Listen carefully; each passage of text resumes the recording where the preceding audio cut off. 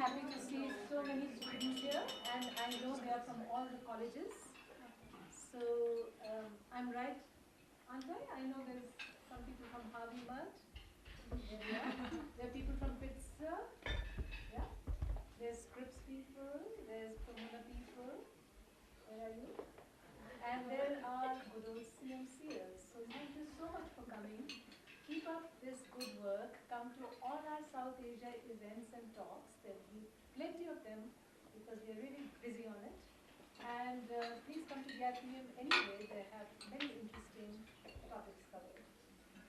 I hope you enjoyed your dinner, and if you're not finished, you may continue to finish quietly without too much clanging and banging. And those who have just walked in may help themselves to dessert confidently.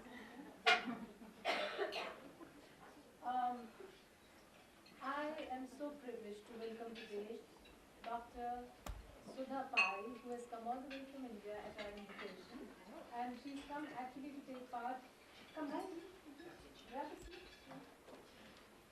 She's come to take part in the South Asian Studies Conference, which is happening this very weekend. So if you haven't heard about it, hear it for a few seconds. It's starting, it's just on Saturday basically. There's a little bit of something on Sunday which I'm not very sure about. But on Saturday in Bauer Center at CMC, there are various panels which you can just click SA Conference 2019 and find out the program for. And they might appeal to you whether you're interested in gender or Kashmir or caste or some other Buddhism or anything to do with the humanities and social sciences. And the panel that she is on, and also Professor Sinha right there is the moderator and discussant of, and yours truly is taking part, is on Hindutva politics, a very, very important topic. On Hindutva in India and contemporary politics. So if you have any interest in all those things, come on Saturday, it's free and there's always food also. So it's at 3:15 p.m. But don't take my word for it, look at SA Conference 2019. Right? And just one addendum, you should register, but so long as you say you're a student, you can, it's free for you, but you do have to register, because they would like to know how many people are there. Yeah. Numbers are always important to organizers. So coming back to Professor Pai, she has Science Department of Jawaharlal Nehru University, and mark the name of that university. It's very special, very unique, and it stands up for academic freedom and so on. It's a graduate university. So that's her career, and she is the author of many books and articles on the subject that she's speaking on today, which is Dalit politics. I have the name of her most recent book, which is Dalit Assertion and Unfinished Democratic Resolution. And the more recent than that is her other interest, which is on communalism, as it's called in India, everyday communalism, riots in contemporary Uttar Pradesh. That's a 2017-18 book. These are just, I'm mentioning very briefly all her various publications. Her other distinction is that she and I went to school together. And that I mean it a trifle seriously, because I have spent so long criticizing that school and going on about the lack of feminism in this Catholic convent school that we both went to, until I rediscovered her and I said, yeah, this school produces really great people. So please welcome Dr. Sudha Pai.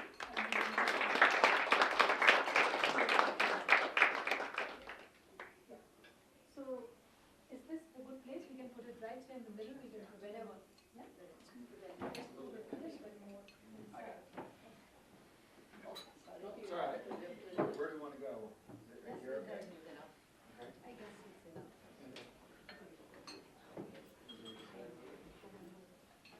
Wasn't it stand up? No, it's okay. I think they can see me.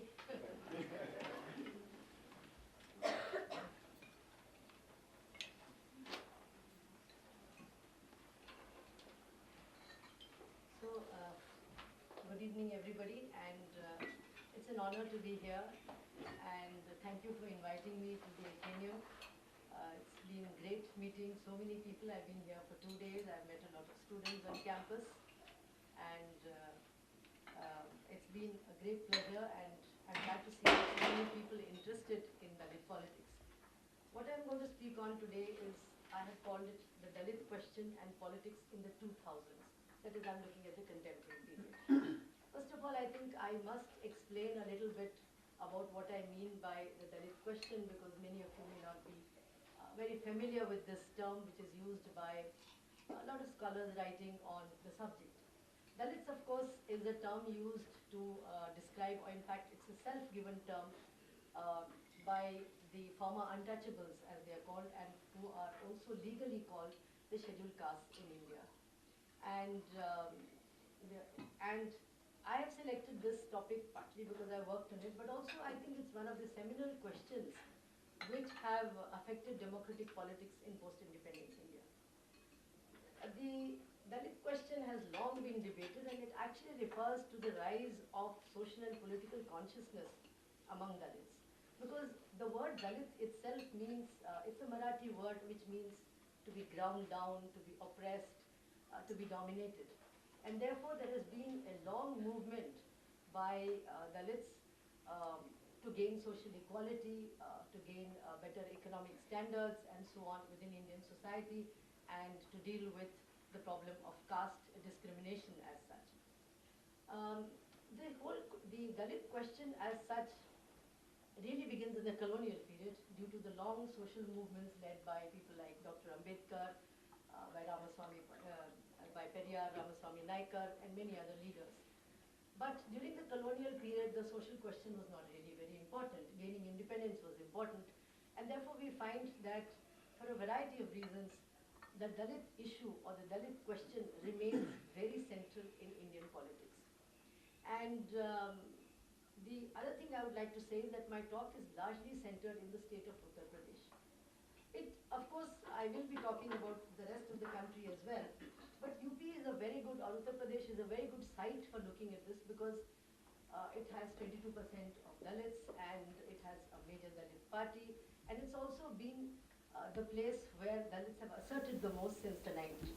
It's also incidentally going to be the battleground of the 2019 elections, because UP sends 80 members to parliament. And if you're able to capture at least 60, 70, 75, last time the BJP got more than that, then you know you have won the center. So the road to New Delhi actually goes through Lucknow, the capital of UP. So from that point of view, I think UP provides a very good site for both historical reasons as well as for very contemporary reasons. So today in my presentation, what I will examine is how the Dalit question has affected politics in the 2000s, which has been a period of right-wing assertion, rising communalism, and revival of the Bharatiya Janata Party, that is the BJP. And of course, I will also come to the question of how it has affected electoral politics and the coming 2019 elections. During the 1990s, we find in Uttar Pradesh, and in fact all of North India and other parts of the country, that there was rising political consciousness and movements among Dalits, leading to the rise of a Dalit party, the Bahujan Samaj Party, formed in 1984. And identity politics drove both mass politics and electoral politics at that time. National parties like the Congress, the Bharatiya Janata Party, the BJP went into decline. And everybody thought, with this kind of assertion or upsurge from below, that well, here is a solution to the Dalit question. There is a demand for social equality, the Dalit movement will go a step further, and in India, the whole question of social equality will change. But the 2000s, in contrast, have witnessed the weakening of identity politics, and in more recent years, the collapse of two lower caste parties, not just the Bahujan Samaj Party, but also the backward caste party, that is the Samajwadi or the SP party. Both of these parties were collectively known, or still are called, social justice parties, because that's their main agenda. But you have the collapse of these parties. And they, in fact, have been espousing things like social justice, self-respect, dignity, and you have simultaneously the strengthening of the BJP and upper caste party. So the dilemma today is what happens to the Dalit question? Has it now gone upside down? Because the Dalits seem to be large numbers, at least in the 2014 national election, voted for the BJP. So what is happening to this issue? Where do the Dalits stand? How do others see them? And how is it affecting electoral politics, which is a very important part, particularly the coming elections. Sorry. So I look at two issues. Why has this change occurred in the 2000s? And how has it impacted politics, particularly electoral politics? Now there's been a very rapidly changing political scene, and I argue that Dalit politics in UP and India has in recent years entered a phase which is marked by divisions, uncertainty, and a very more complex character. Two major shifts are visible in the political preferences and the voting patterns of Dalits in Uttar Pradesh. Firstly, they moved away from the BSP, their own party. Particularly, it was the smaller number, because Dalits are not a homogeneous community. They consist of many, many subcastes and so on. And the smaller, the more marginalized, the more vulnerable, in fact, moved towards the BJP in the 2014 elections. In fact, the BSP got no seats to parliament, which was a huge surprise, because it was a party that usually did well in North India. But there is a second shift visible from the late 2015, from 2015 onwards, which has been marked by angry protests by Dalits across the country against atrocities which have acquired an increasingly violent character by 2019, which point to increasing disillusionment among the Dalits, and which has caused a great deal of disruption of life, and I'll come to various movements that have been there. These shifts, I would like to argue, point to internal fragmentation among the Dalits. There's a basic divide between what one could call the Ambedkarites, that is those who think identity is very important and who have been long-term supporters of the BSP, and who think that, hanging on to identity is more important, and the others who can be described as the Hindutvadi Dalits, that is, they have moved towards Hindutva. They seem to find Hindutva far more fascinating, far more interesting, and so on. Two significant developments in the 2000s, I think, are responsible for these changes. In fact, moving from the 1990s onwards, which I will go back to in a minute. There has been the weakening of identity politics in the 2000s, leading to a certain fundamental shift among large sections of the Dalits, from social justice to aspiration. That is, there is today a great desire for rapid economic advancement among Dalits, which is fueled by the forces of globalization and cultural modernization. This has led to a kind of social churning in recent years, and we find that there is today an internal class divide. There is the better off, small but highly influential, better educated, better off Dalits who got into fairly good jobs, and leading to the rise of a small, lower middle class among the Dalits. And there is the poorer, more marginalized, more vulnerable, as yet uneducated, some of them not very political conscious, who are, disillusionment, are very disillusioned with the BSP as such. Now, UP is a very backward state, and globalization and economic reform, compared to states in southern and western India, has been very, very slow. And this is because during the 1990s, successive regimes did not really take to economic reform. They were more busy doing identity politics. And so we find that UP got left behind, which impacted particularly on the quality of education, failure to provide jobs, particularly during a period of great agrarian distress. Today, farmers are, that's a subject one would have to go into in detail, but there have been farmer suicides, there's been a great deal of distress in the countryside, and so on. So by the early 2000s, you have a rising aspiration for economic change and improvement, particularly among the poorer Dalits who felt left behind. What has happened is, having achieved some modicum of political empowerment, identity, self-respect in the 1990s, sections of the Dalits today are in search of a party that will give them economic betterment. They said, well, we've got identity, there has been the construction of Dalit identity, there's been much greater confidence among Dalits. In fact, today there is pride in being at the bottom, rather than being from the upper caste. So there is all that which has happened. But they argue that we didn't get anything in the economic field and we've got left behind. So they are actually in search of a political party that can offer them economic betterment. And these developments have made them vulnerable to the BJP, which promised them rapid economic development in the campaigns for the 2000 national elections and then the succeeding 2017 assembly elections in UP itself. At the same time, when you look at the smaller sections and the more marginalized groups who are recently entered the mainstream, they are undergoing a process of process of modernization in which culture plays a very important role.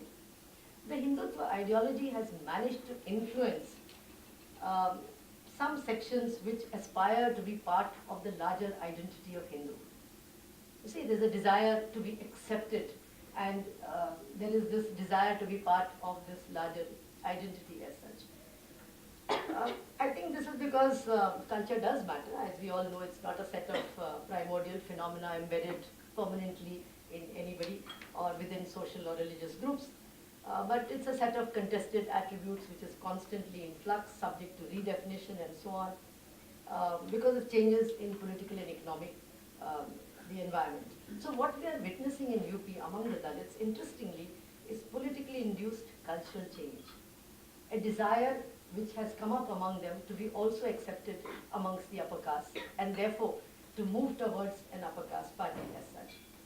So this is the process by which political elites select groups, some cultural aspects, work on them, attach new value and meaning to them, which I will come to, and then use them as symbols to mobilize the rest of the group.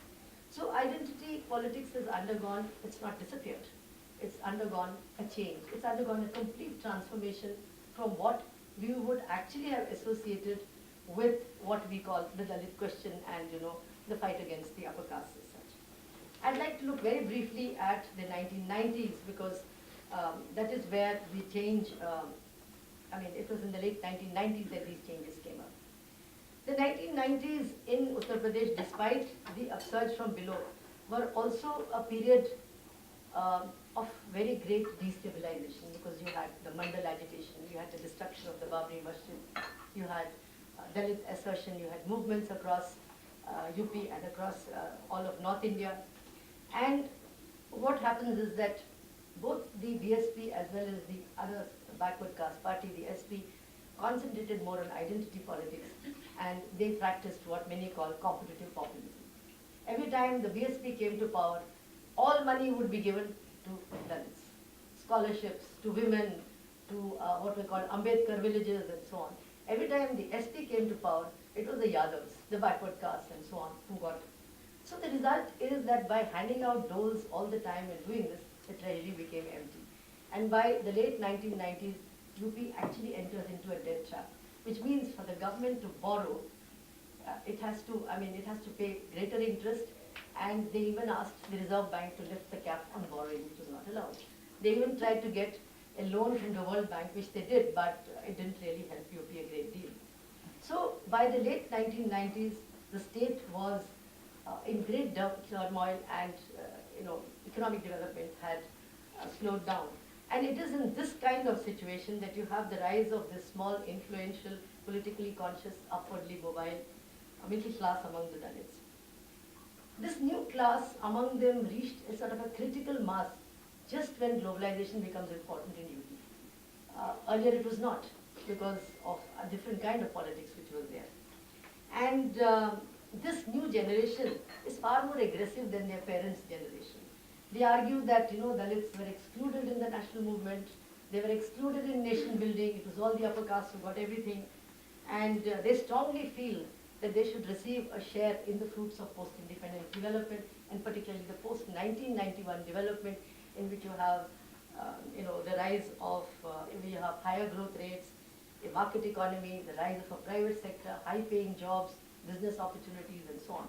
So they felt, that they had really been left behind, and UP had not progressed, and hence the disillusionment with these social justice parties. So there is this great frustration and disillusionment. In fact, slow growth continued into the 2000s and was quite bad by the 2014 elections. Studies point to problems in the sugar industry. For example, in Western UP, sugarcane farmers were not paid. There's something like 13,000 crores pending from sugar mills to sugarcane farmers. And cane crushing has been very slow, and farmers are extremely unhappy about it because it's sort of messed up their whole lives and their agrarian cycle as such. This is particularly true in Western UP, in areas like Muzaffarnagar, where the riots took place, which is called the sugar bowl of India, because that's where most of sugar is produced as such. Traditional industries such as the brassware, leather, lock industry are not performing as well. And in Eastern UP, the traditional weaving, silk saris, the carpets, which are exported in such large numbers, and other smaller crafts and employment had also been declining. So all of this happening simultaneously meant that there was an explosive combination of rapid social change, rapid social and economic change, poor education, unemployment, and a sense of frustrated opportunity. It is these developments that underlay the feelings of unhappiness among the Dalits, who believed that the promise of radical social change that the movements of the 1990s had held out to them, that that life was going to change for them, there was going to be acceptance in society, there was going to be economic upward mobility, all of these things didn't happen. It didn't materialize for them. It is this which made them prone to jealousy, competition, and vulnerable to the promises of rapid social change and development promised by the BJP. I move now to the 2000s and to look more closely at the BJP, something that you might find more interesting and which you may be more familiar with. A seminal reason for the successful mobilization of the lower caste by the BJP has been change among its top leaders. By 2009, a new leadership under Narendra Modi replaced the older leaders, Atal Bihari Vajpayee, L.K. Advani and others. Soon after being designated as the leader, Modi introduced substantial change in the BJP's ideology and organization. He realized that the lower castes were in search of economic advancement. He also realized that if you want to win power in UP, if you capture the backward castes and the Dalits, it's more than half the population. And therefore, these are the areas, these are the people who you should really concentrate and mobilize. And, sorry. The new leadership therefore introduced major changes in the party's core ideology of Hindutva and its support base. Now, Hindutva was conceived in the 80s, 90s as a socio-cultural, religious ideology and largely upper caste. But it was broadened in the 2000s to be more inclusive, more subaltern ideology was brought in together with the rapid economic development, which was meant to create a strong nation, help everybody, all castes, all groups, and especially the disadvantaged, as it was said. While in the 80s and 90s, the attempt was to co-opt the upper caste, now in the 2000s, the idea is to co-opt the vulnerable by making promises to them. And it was the poorer and marginalized sections of the Dalits who were targeted, as they were no longer interested in the BSP. And Hindutva was redefined as what I have called in some of my work, non-Brahminical Hindu, meaning it is not for Brahmins or upper castes alone, but it was to have a very substantial subaltern component, which I will come to. Two strategies were designed to gain Dalit support, developmental and cultural. The BJP under Modi's leadership from 2010 itself began a long electoral campaign, and once again before the 2017 elections fairly early, with a whole range of rallies addressed by Modi across the state, some of which are worth hearing as if you ever get a chance on YouTube. Leaving aside caste to his other members of the party, Modi concentrated on the idea of development. He attacked corruption, slow growth, and promised development, good governance, and so on. And the fact that the BSP and the SP had failed to bring in development gave him ample space to say, well, previous parties have not given development at all. And here am I, and this is my agenda, and he was, in a sense, believed. I think it's important to underline that this Modi's success was not sudden.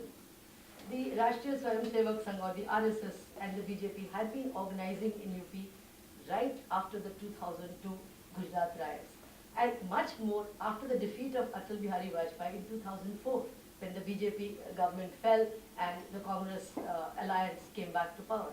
So there had been, at the grassroots, mobilization already going on. And this then was speeded up during the elections, and this was happening both in eastern as well as in western UP.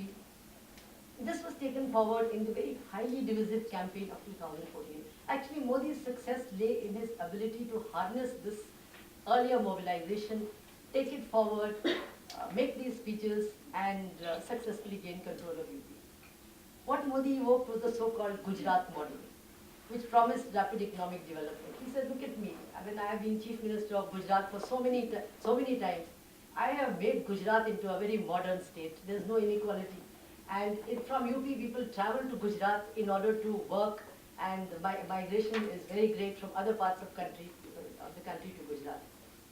This proved to be a big beacon for many disillusioned villagers, particularly in eastern UP, Bundelkhand, the more backward areas of UP. And they were very much caught up, and they liked the idea very much, because particularly in eastern UP, you have a great deal of mafia, of gangsterism, of violence, of poor governance, and so on. And so he assured them that he would be their saver, that is their servant, and the nation's chowkidar, that is, the guardian, that there would be no corruption, that everybody would get whatever they should be getting, and so on. Similarly, prior to the 2014 elections, he very ingeniously twisted, if you know about it, the demonetization into a class issue, saying that, it will bring all black money back into India, and, I will give all this money to all of you for development, and so on, which made him the messiah of the poor. In sum, what he focused on was arousing the aspirations and frustrations of voters, especially the unemployed youth. In the 2014 elections, very large number of new voters, the new generation which was to vote, and young voters, in fact, were primarily the ones who voted for Modi as such.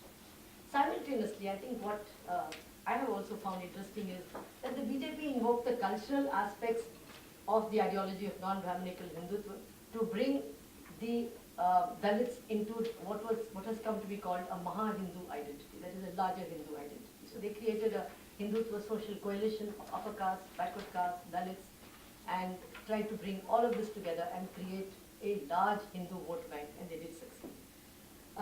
So in the 1990s, for Dalits, the Hindus were the prime enemy, the upper caste. They were to be challenged. But in the 2000s, the BJP has attempted to bring the Dalits into the Hindu fold, and it is the Muslims who become the other. And with the idea is to create a unified Hindu nation as such, cultural nation. And in this attempt, rather than identity, which was important earlier, social jealousies, cultural aspirations, economic anxieties are the driving forces. And of course, there was the use of communalism during the 2014 elections, which I will not go into. The use of the cultural strategy, in fact, had started since the late 1990s. And one of the prime people who was involved is the present Chief Minister of UP, Yogi Adityanath. He built up a sort of power structure in eastern UP with the help of his Hindu Yuva Vahini and the RSS and so on, right from the late 1990s, and created a certain bastion without people realizing. In fact, most social scientists hadn't realized how important he was until he became the Chief Minister. So we find that during the 2000s, local Hindutva leaders, including those belonging to Yogi Adityanath's organization, etc., have attempted to link Dalits to Hindutva. To just give an example, the Parsis, the Musahars, the Nishas, they are very, very small castes in eastern UP. They're all told, when Ram went to the forest, these were the castes that took him across the river, who looked after him, who provided him safety and security. And so there's an attempt to link them to the Ramayana, and to create these kinds of linkages as such. Or you find similarities between a local Dalit hero and somebody in the Ramayana as such. This has had a very great impact in some parts, and among some groups as such. Similarly, the BJP has attempted to overturn folk stories about the close relationship between Muslim saints and Dalits in eastern UP, and how the Dalits are really much closer to the Hindus and so on. So the idea is to inspire Dalits to be part of the Hindu fold, and they're shown as saviors of Hinduism and true guardians of the faith. Unfortunately, this did work, partly because it was a combination of the developmental failure as well as the appeal to this kind of a cultural thing. And so if you look at it, in the 2014 elections, the BSP got no seats at all. The SP got hardly 5 seats, which was a real come down from earlier. And the BJP, if you look at some of the data analysis, I'm not going to go into the details, they got more than 50% of the votes of the smaller Dalits, smaller groups as such. And therefore, they were able to sweep the election and of course got backward caste votes as well. They were able to repeat this in 2017, though with a slightly lower percentage among the Dalits. So in this sense, the electoral campaign made use of, as I said, a sort of coming together of development and certain cultural models as such. Let's go to the second phase. What happened after the elections in 2014? Second phase, beginning post 2014, has been one of confrontation. Rising Dalit antagonism against the BJP. Why is that? After gaining a majority in the Lok Sabha, that is the lower house of parliament, and forming the government, the BJP did two basic things. One is they tried to appropriate Dalit icon Dr. Ambedkar by setting up memorials to him, celebrating his 125th birthday and so on, and also by electing Ramnath Kovind, a Dalit, as the President of India. You know, these were all ways in which they thought they would be able to sustain this kind of mobilization that they had done. But we find a number of incidents across India beginning in late 2015 itself, and the lack of the government doing anything about it, which has really made the Dalits unhappy and antagonized them. For example, the suicide by Dalit student Rohit Vemula in the Hyderabad University, which was a sheer case of harassment as such. The suicide took place in January 2016. There was the Una incident. Una is a place in Gujarat. In 2017, when 7 Dalits were assaulted by what are called today cow vigilantes, that is, people thought, it was projected as if they were skinning cows, transporting beef, and so on, and therefore that goes against, being a Hindu. But really speaking, the Dalits have always worked on leather, and they have been the people who have actually transported skinned cattle, and they are expected to do it. It's been part of their traditional calling in many, many areas as such. But cow vigilantism has become something, later you can ask me about it. 7 Dalits, in fact, were assaulted and very badly, and this had a very great impact on the country as a whole. Then in UP, following the formation of the 2000, of the Yogi Adityanath government, you had a major incident in the district of Saharanpur in western UP, where in 2 villages there were very great violence and caste atrocities, first between the Dalits and the Muslims in one village, and the upper caste and the Dalits in the other village. Now, I won't go into details, but traditionally the Dalits and the Muslims had lived together in these villages, and there had never been a problem earlier. In fact, Saharanpur hardly had a record of any kind of communalism. And the upper caste and the Dalits had also lived fairly peacefully. So it does appear as if it was a long electoral campaign of the past which had created this kind of polarization and this kind of a divide. And Saharanpur is only one example because it became a big flare-up and a lot of people died. But such small incidents across UP, across Bihar, have occurred a number of times. And the Dalits have been a soft target post-2014 because the BSP has been a party which is out of office, got no seats, and is in very bad shape as such. So, in fact, on May 20th, on May 21st, 50,000 Dalits gathered in Delhi, in Jantar Mantar, which is a place where a lot of protests take place and people gather, and that's the place where the government is targeted, whether it's farmers or it's students or it's Dalits and so on. And they came out in very, very large number. On May 20th, 180 Dalit families in these villages converted to Buddhism in protest against the burning of their houses. The UP government just could not stop the caste violence. It went on for almost a month. Upper caste were also killed, lower caste were killed, and there was nothing really they could do about it. And which shows that the previous mobilization had in fact, as one of the newspapers said, that Modi is now riding a tiger, which he cannot control. And that seemed to be true, at least of Saharanpur, and this was a major incident. There are other incidents, I mentioned them. One at Bhima Koregaon, a village near Pune, where Dalits meet annually in on January 31st to commemorate some victory against the Peshwas in the Maratha period. And there was violence between them and BJP workers. At least one person died, 3 were injured, there were clashes between villagers, the clashes went into Bombay and so on. Far more important were the clashes in April 2018 when the Supreme Court, tried to say that the SC/ST Act, that is an Atrocities Act, could be well diluted a little bit. You need to actually prove that a person has committed an atrocity against the Dalit. You should not really merely arrest them. Whereas earlier, that act is very stringent, and on any complaint, people are arrested because these things are not, there's sort of zero tolerance where the government is concerned. This led to even more, and it was felt that it was an attempt to dilute the act.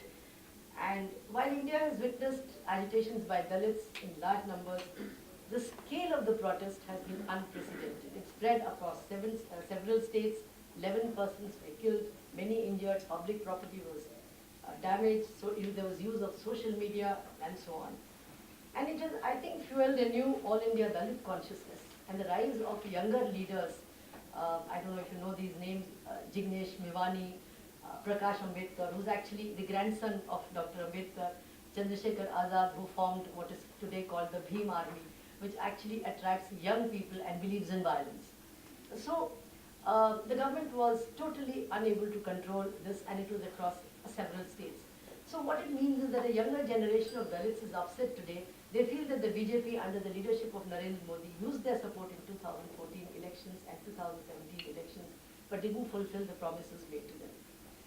And finally the government did sort of stop the Supreme Court from diluting that act, and they passed, they went to the judiciary and they didn't allow it, and they took a series of steps. But there was then, in Madhya Pradesh, which was due for elections, then violence against the Dalits. So the BJP was actually caught between two of its own supporters. On the one hand, there was the upper caste, whom they were hoping would vote for them in the coming Madhya Pradesh elections. On the other hand, were the Dalits, whom they had recently mobilized. So therefore, the situation was quite bad at that point of time.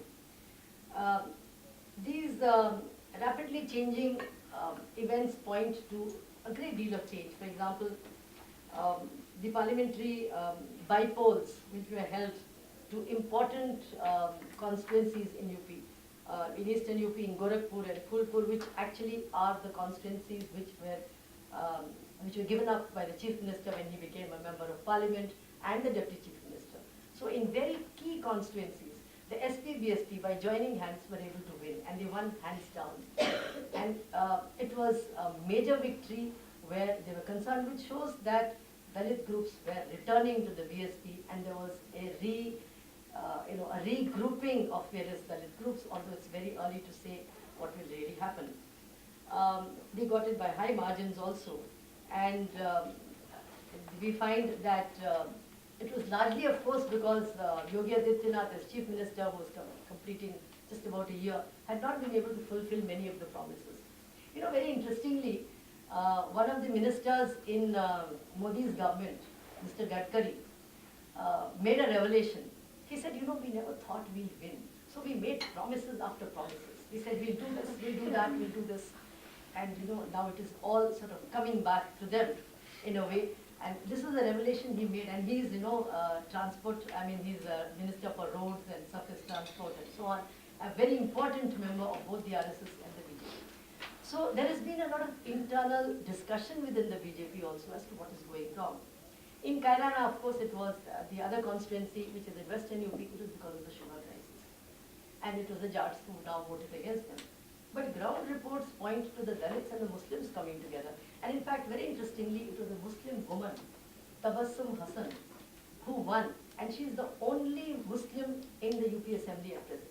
There was none in 2014, but the Dalits and the Muslims came together with Charan Singh's old party, the RLD, it's an agrarian party, the SP, BSP. Congress also gave some outside support, and Tabassum Hassan won with a very, very good margin. And it was a very big victory for both, not only feminists, but also for Muslim women. And so that was a very great thing as such. And we have also finally the state assembly elections of Madhya Pradesh, Rajasthan and Chhattisgarh in November 2018, where the BJP was defeated. Of course, there are many, many reasons for it. These parties, the BJP had been in power for 2-3 rounds as such. But what is interesting there is that it is the Congress, that analysis shows that the Congress won large number of seats because of the Dalits. They won all the reserved seats practically. They won in areas which the BSP should have won. BSP and Congress didn't join hands for a variety of reasons. So now there is thinking that, if the Congress and the BSP were to come together, which is not happening unfortunately, then maybe, one would be able to get not just the Dalit vote, but the Muslim vote, and then if you were to join SP to it. So this is the reason why before the 2019 elections, all this kind of thinking is going on. I think I must now conclude in the sense that bring all this together. I think Dalit politics has been through a number of phases in the 2000s, between 1990 and the 2000s, with great implications for national politics. UP is a key state and has always mirrored changes taking place in the national body politic. That is, whatever happens in UP happens elsewhere immediately. So it's here that you have the shift from identity politics to a desire for economic advancement. That is, we are coming out of identity politics. Development seems to be extremely important as such. Traditionally, the Dalits didn't vote for the BJP. They never voted for any upper caste party. In fact, they had left the Congress long back. So in the 1990s, as I said, there had been this kind of caste-based identity, self-respect movements and so on. It had been believed that UP would show the way to a radical anti-caste politics in the Hindi heartland. But unfortunately, it didn't happen as such. The shift of the Dalits from the BSP to the BJP in the 2014 elections opens a new chapter in how the Dalit question has been understood and the attempts made in the past to resolve it. This never happened earlier. Unlike the 1990s, sections of the Dalits seem to be willing to support an upper caste party, to compromise with the upper caste, and to be included in the larger Hindu identity, something they had vigorously opposed earlier. Whether it will last is something we wait to see. Then, of course, there has been the violent confrontation in 2015-16 as such, because the Dalits have not been treated well by the government, they have not been given important positions. Whenever there have been protests, those protests have not been addressed and so on. But what is important here for the Dalit question is the fragmentation among Dalits based on ideology and generational change. The pro-BSP groups feel that identity is important. The pro-BJP groups are now attracted to this subaltern Hindutva. And that's not the only thing. There are lots of small groups. I only mentioned one, the Bhim Army, by somebody called Chandrasekhar Azad.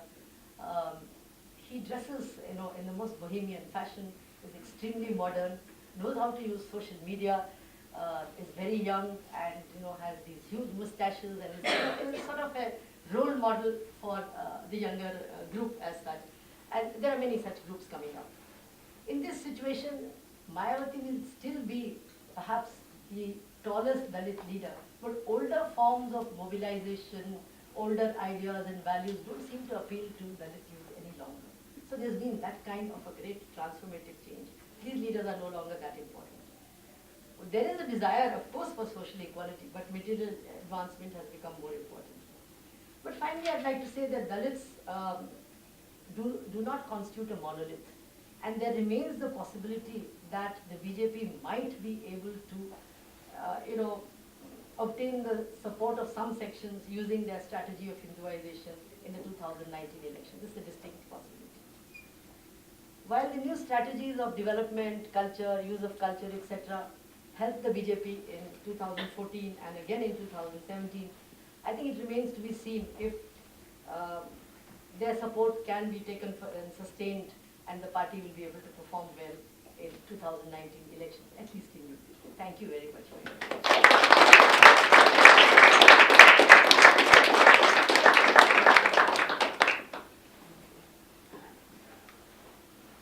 We have about half an hour for questions, not at all. Please feel free to ask her even for some clarification of something or whatever you're interested in. I know you all study different things and have different interests, so we already talked about this and she's ready to take all kinds of questions.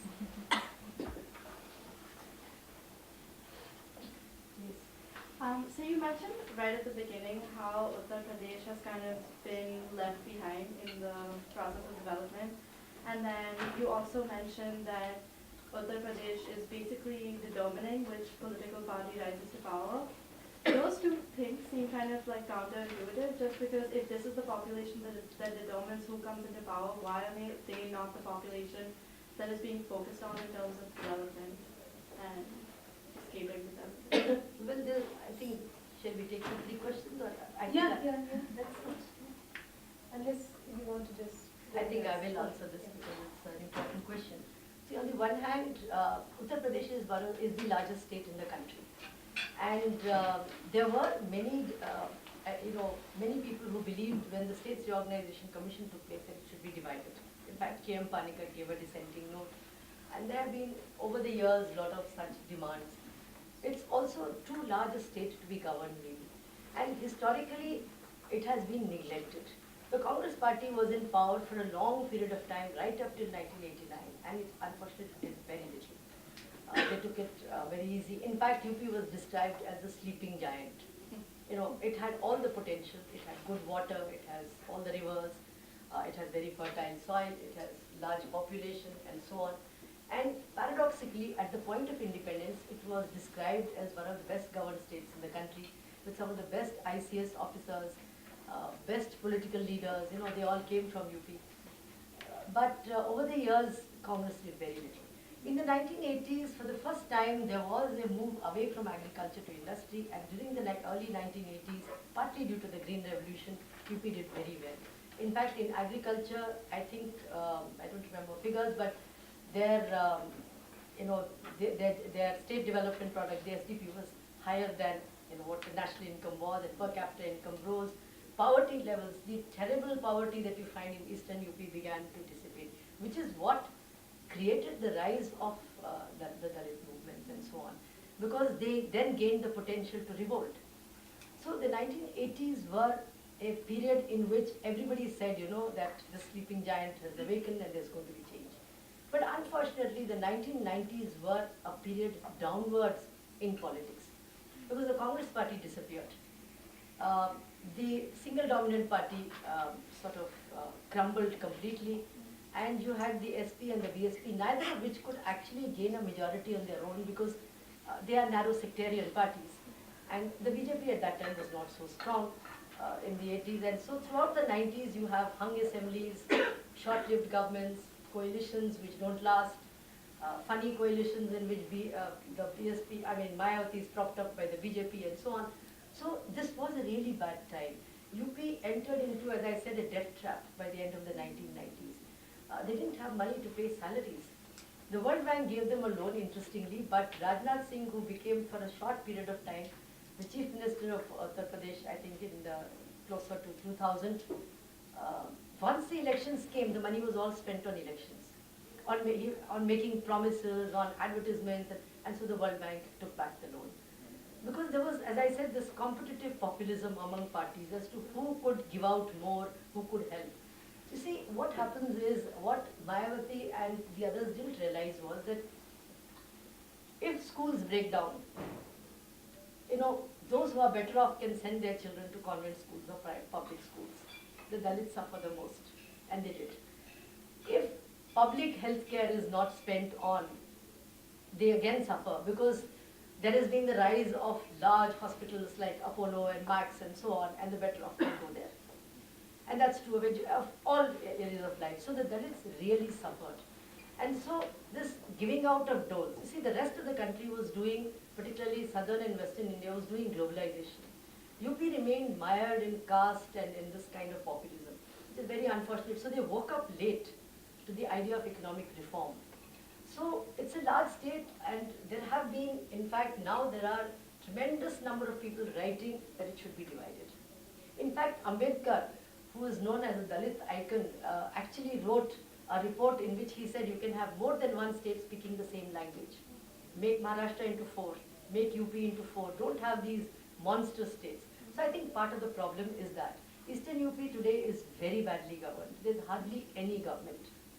So the two things actually go together, unfortunately.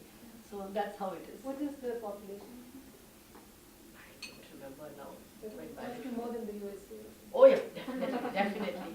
It's a huge state. In fact, the Probably around density, 80 million. I think Right. so.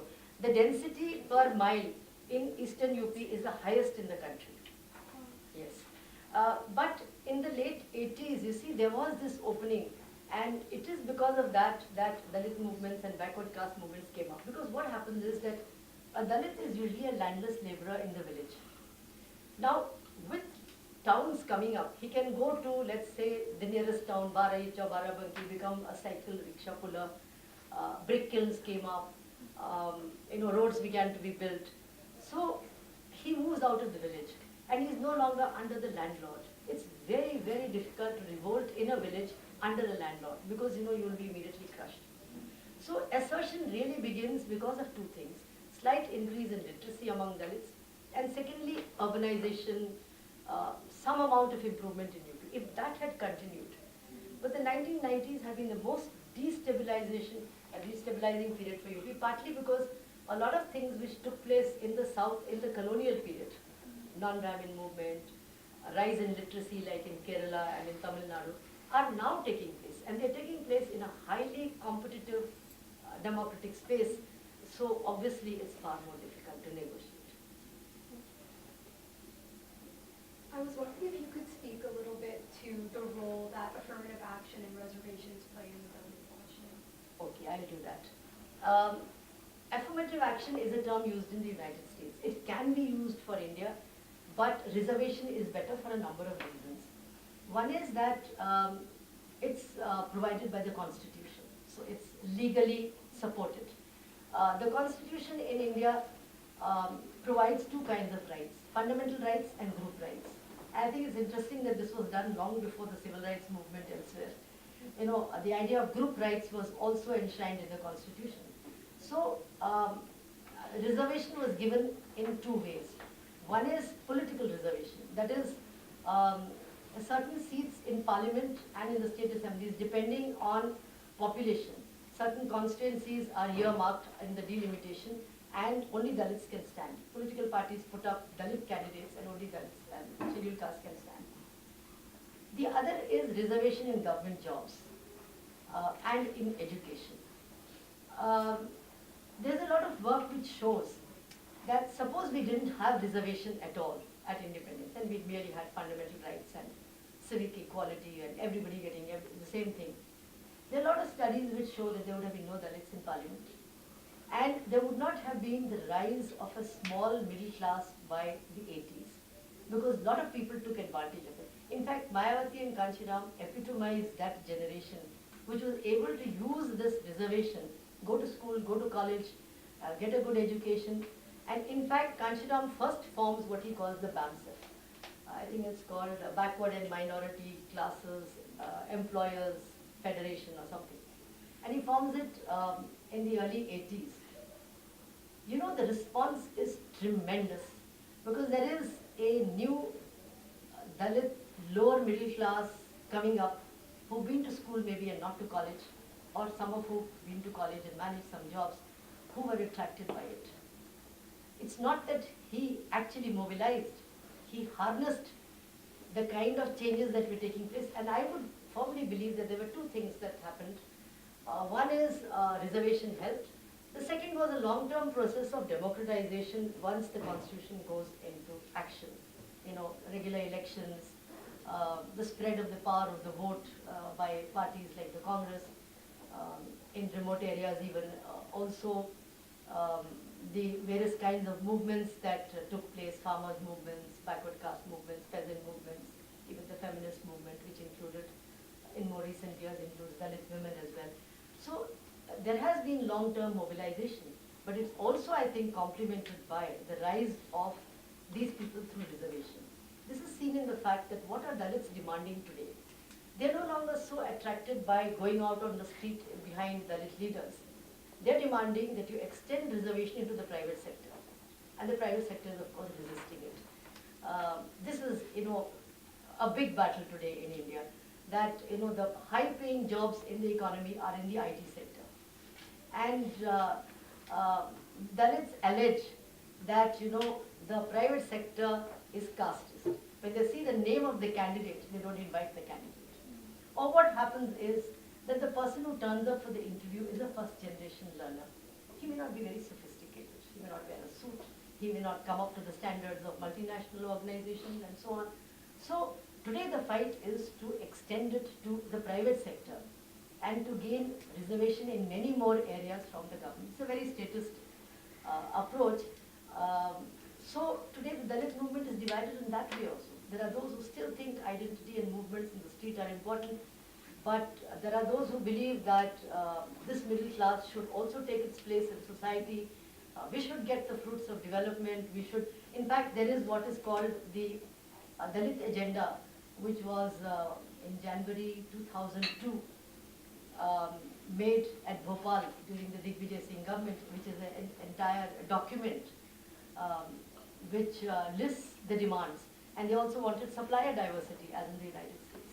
They said, give us a chance, we'll do it. And Madhya Pradesh government actually experimented with it. And they allowed them in items which were supplied to the government. So all these various other experiments are also there. So reservation is taking newer and newer forms. And it has, I think, to be a very important instrument of social change. If it had not been there, Dalits would have been still more backward. And this, I think, has really helped.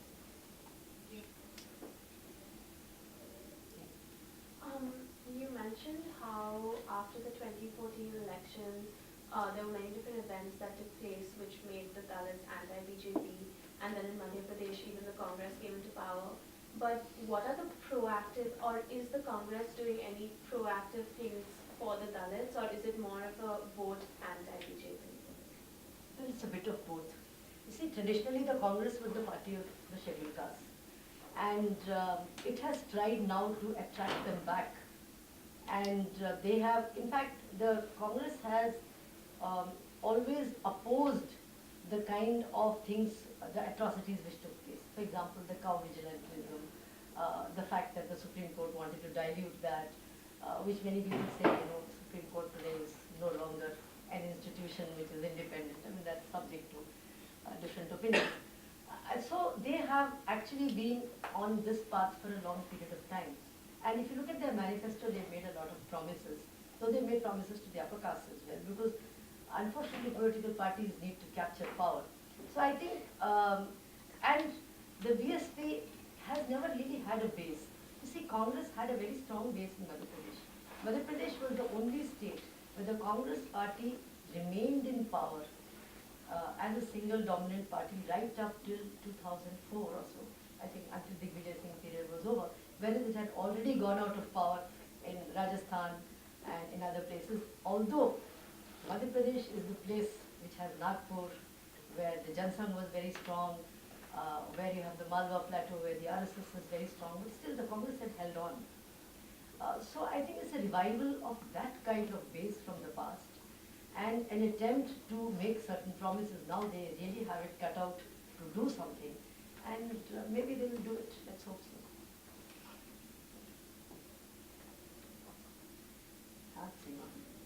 So my question has to do with two questions. One is, would you not call what the BJP is doing a form of identity politics? Of identity, yes. And the second question has to do with, so in 2014, Modi comes to power, and earlier they have reinstituted this kind of cultural change in the ideology of Hinduism, made it more inclusive. How does he respond to all this, the atrocities against the Dalits? Did he try to discipline the people who were doing it? Or he thought he had them in their pocket and it was fine? That ideological change, was it a case of gap between the discourse and its implementation, or what happened there? See, one is, I would agree, it is a different form of identity politics. That's why I said identity politics has not disappeared. It's got transformed.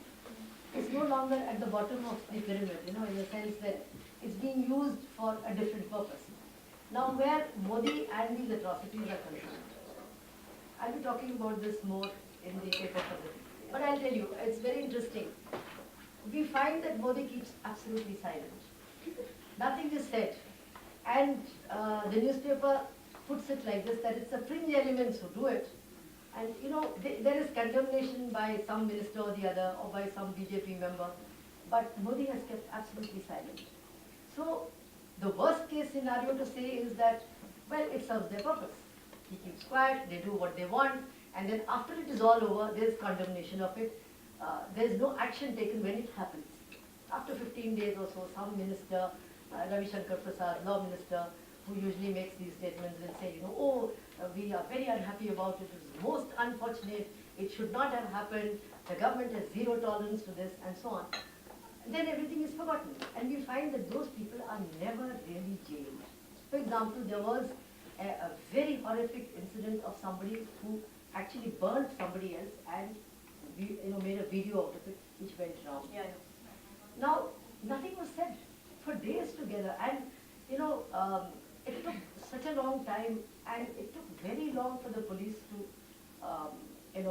actually take action. I mean, I guess my question is, if it was in Modi's interest to get these people in the electoral coalition, their interest continues. That interest continues, but they have not been able to do that. Partly because he probably also has very little control over these fringe elements, the BHP, the Bajrang Dal.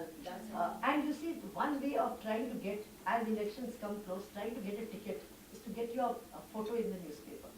That you killed somebody, or you went somewhere and you did something, and you become a hero, local hero. And then the local politician is supposed to put up your name for a ticket. I mean, unfortunately, this is the kind of politics that is being practiced. So, the most charitable thing to say is that Modi has no control.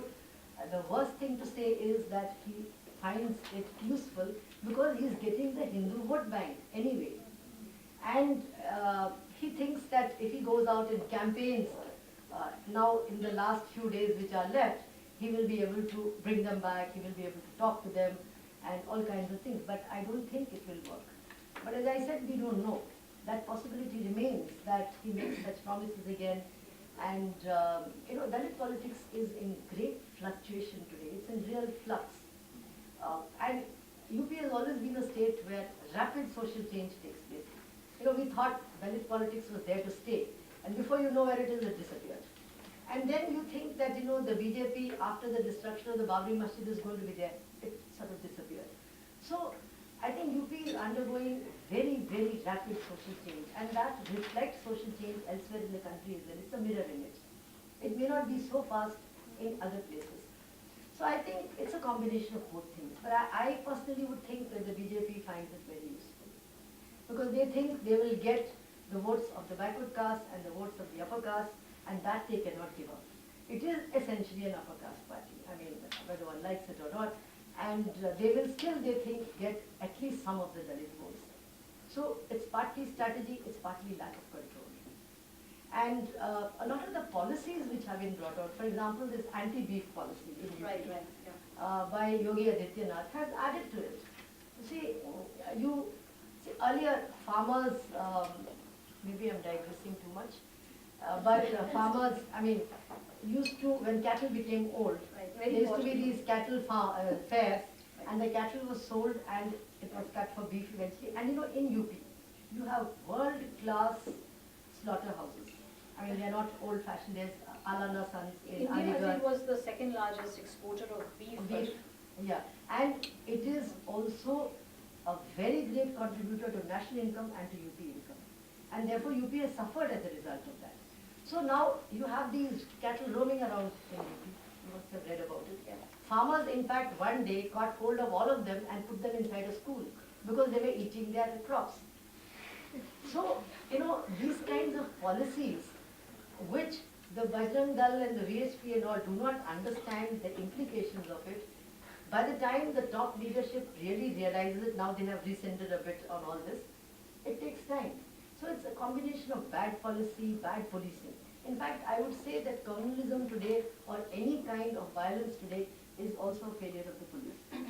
I wouldn't frame the police so much as the politicization of the entire police machinery and of the state machinery. In fact, most of this can be seen as a law and order problem. If the police were able to, rather than doing all those encounters which they are doing to catch mafia and so on, if they were to use it in this, I mean, can be stopped very easily. India has a very large police force, but they're not doing it. So it's a combination of all these. Yes. Yes, I have a question about what you said about the BJP reaching out and forming alliances with Dalits in the late 2000s. I was wondering what you think made this credible, because they had attempted to broaden their caste coalition in the 90s as well with OBCs, and what made them less credible in that instance was that they didn't want to give OBC leaders tickets, and there were local rivalries in areas between the upper caste leaders and the OBC leaders. What changes that allows them to make more credible commitments to Dalits and Dalit parties? Is it because of institution building? Is it because they set up schools where more Dalits go and probably know a bit about this? Or is it that they no longer feel they need to give more tickets to upper caste leaders? There's not as much of a demand for tickets for upper caste leaders, so they can give more to Dalits and make more promises to them because they're more confident that upper caste will support them in the UP context. I think one must see the entry of OBCs and Dalits towards BJP. The OBCs did it much earlier. During the Ram Janmabhoomi movement, you had Kalyan Singh alone, you had Uma Bharti and so on. So Can I just interrupt to ask you to tell them what OBCs are? Other backward castes. The government of India has nomenclatures for certain castes in order to do welfare programs. The scheduled castes were recognized in the constitution and given as was our reservation. The constitution merely said other backward castes can also be helped.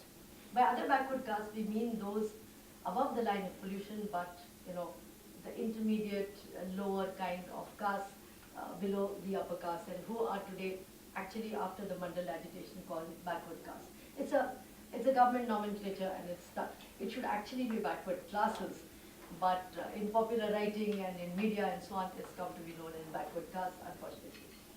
So, in the 1990s, during the Ram Janmabhoomi Babri Masjid issue, the backward castes had moved towards the BJP. They had been organized, they had been given tickets, he was made chief minister and so on. It's only in the late 1990s, early 2000s that they decide to gain the support of the Dalits, because they realize that without their support you cannot, if you put both of them together, you will be able to get that. I think it coincided with the decline of the BSP and DSP. And that is what makes, they saw this opening, that it is possible, to attract them, because they are uncertain about their own party and they are in search now of a new party. The Congress is not there. If you do field work, they tell you Congress is not there, how can we vote for it? The BSP, they say, the unfortunate part about the BSP was a shift from movement to party. The institutionalization of it damaged it a lot.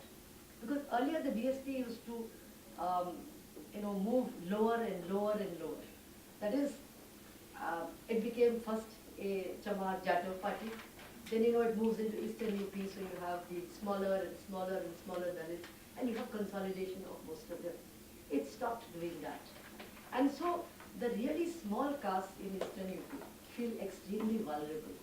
They feel that, nothing is being done for us, Mayawati is more interested. And also you see her personal image also underwent a change. She's seen as very corrupt, as having spent money on memorials. If you go to see her constituency, the statues and so on. Though they don't mind the statues so much as, the amount of money she has made and her family has made. And if you go to her constituency, it's like, it's in the middle of nowhere, you have everything. So there is a certain disillusionment with that kind of leadership, particularly among the more educated who understand it. So I think the timing was right, and the RSS saw that timing. Yogi Adityanath, for example, was very good at doing this in Eastern UP. And you see, he is not a upper caste in the sense of a Brahmin. He's a Thakur, a Rajput. So he was able to do this much better. And he creates this independent power structure, which is why he was made chief minister. I think they 50 post instances like this. So this has been unfortunately, social scientists didn't see it at all. There's been a long-term mobilization. And a part of the paper that I'm going to present at the conference will deal with that, which I've called Everyday Communism, which is, you communalize petty things and you create divisions and so on. So eventually they were able to capture the imagination of Dalits at a particular point of time. I don't think they will be able to do it in the 1990s. The Dalits saw what I call the Dalit question very differently, that you have to fight against the upper caste. Look at the slogan that were used by Mayawati and Kanshiram against the upper caste. They were all called Manuvadi and things like that. But it was the change that took place, and that's why I said in UP there has been rapid social change. Just tracking that change can be very difficult. See, was laughing. Just tracking it can be very difficult because before you've written something, there has been some amount of change. And that is, I guess that's India in a way. And the process of modernization often creates unevenness. Some people feel left out, some feel they have got in, and so Dalits are suffering a great deal from that. And that is a very real feeling amongst them, and therefore, and Modi did promise them the earth, and there was something called the Gujarat model, which many of us knew didn't exist anywhere, but which the media played up and all that. So I think that's what managed it. Yeah. So you mentioned earlier that Dalits are not a homogenous group, and yet if they were to break along the lines of their backgrounds, identity, caste, the whole movement would essentially fall apart. So I guess my question is, how do you think Dalits reconcile their desire to preserve their diverse identities with the necessity of uniting under the term Dalit in order to incite Very political good change? question. Extremely good question. See, if you look at the 1990s, and you look at the formation of the BSP, Mayawati comes from the largest group in UP called the Chamars. There are 60 groups, subcastes listed in the census of scheduled castes in UP itself. It's a very diverse and not a homogeneous group. The thing is that there are differences among them, and they remain on the ground, though not to the same extent as before the movement started. The success of the BSP has been that insofar as voting is concerned, they have been able to consolidate them by showing a common enemy, that is the upper caste. So you can have a situation where assertion on the ground is very different to the voting. You vote for Mayawati because you don't want to vote for the Congress, it's not there. You don't want to vote for the Jansangh or the BJP because that's an upper caste party. So you voted for Mayawati. And yet many of them were very critical of Mayawati, particularly when she joined hands with the BJP. That she's formed a coalition, what is this, and so on. But they went along. In the 1990s, they went along. Because she promised things like self-respect, dignity, and also a very important thing was the spread of the power of the vote. Large number of Dalits had never voted. There used to be these photographs in the newspaper of of Dalits lined up in front of a booth the next morning, all crying, saying, the judge stopped the ballot boxes. I'm talking of the 70s and 80s before these machines came. They stuffed them and we didn't get a chance to vote. They were not allowed to come out of their houses. BSP workers saw to it that they voted. So the very spread of the power of the vote is a very, an extremely empowering feeling. And if you listen to some of the, I had the occasion to do it twice, listen to Kanshiram's election speeches in the early 90s, late 80s. He says, you don't need a French Revolution in India to stop the castes. You have to have the courage to open your door, walk down the street and vote for me. Vote for this party. He mentions the French Revolution in the speech. Yes, he mentions it. If you look up Chamcha Age, that Stooges or whatever that book is called, and he says, you will get your government. So the idea that you could get your government was an extremely empowering thing. So it allowed them in politics to overcome their differences, but there are differences. There are still Dalit castes which may not eat together, which may not intermarry, although that is becoming much less due to the political changes which are taking place. But you are right, these diverse groups are very different. In fact, the Chamar Jatavs, who form almost 50% of the Jatav group, of the Dalit groups, have historically been feared and respected by the others because they have been in the forefront of the vanguard of all kinds of movements from the colonial period. So you're right, there are these two things working side by side. It is this which broke down in the 2000s. The idea that, if you vote for this party, you will get what you want. Because people ultimately, want food as well. Self-respect and dignity is fine, but they want jobs, they want food, they want housing, and they saw other states coming up. And as migrants to other states, they went to Bombay, they saw what the changes that had taken place, they went to Maharashtra, they worked in Gujarat also in parts of it. So all of this, it is this kind of thing which you are pointing out which has broken down in the 2000s. There isn't that kind of trust of the Dalit party. And therefore there is fragmentation of the movement and very many alternative paths which have come up. And many people say, oh, why should you vote for anybody, do anything, you take reservation, get education, you'll come up. So many alternative paths. So it's in a way a maturing of the Dalit movement. It's partly a critique of Mayawati, but it's also partly how the movement has moved forward and created its own multiple paths as such in a way. So that is a very good question. Well, I think it's time to I think so. have a rest. Thank you so much.